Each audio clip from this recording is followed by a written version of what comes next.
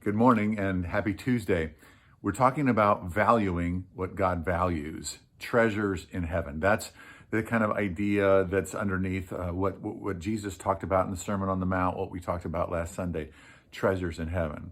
I asked in that, what does God treasure? Think for a minute in terms of the things that we know that Jesus has revealed that God treasures, and that by investing in those things, then you are investing in those that God values.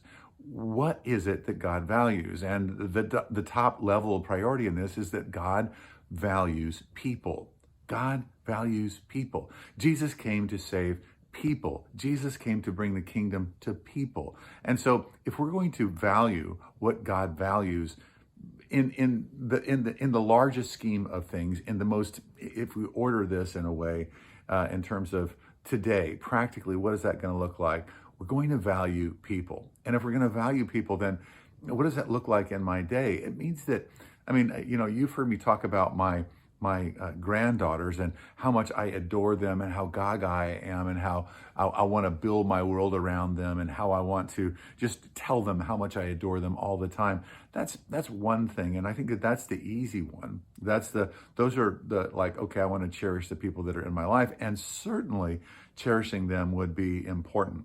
But I want to ask you to think about the rest of the people in your life, the people that you come across today, the people, I'm going to go and have a cup of coffee with Seth. So all the people that work at the coffee shop, am I treasuring them? Am I valuing them the way that God values them? Do I see them the way that God sees them? Do I speak into them? Do I look for opportunities to encourage them? Do I speak and treat them with dignity and respect? Do they get that from me? Do I look them in the eye, directly in the eye? Do I smile at them? Do I show them that I really appreciate the work that they're doing? All of these people that are in your life today are people that Jesus loves, people for whom Christ came and died for.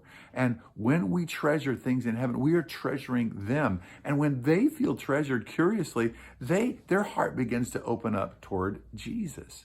So let's treasure people today. Let's put our treasures in heaven and treasure people today.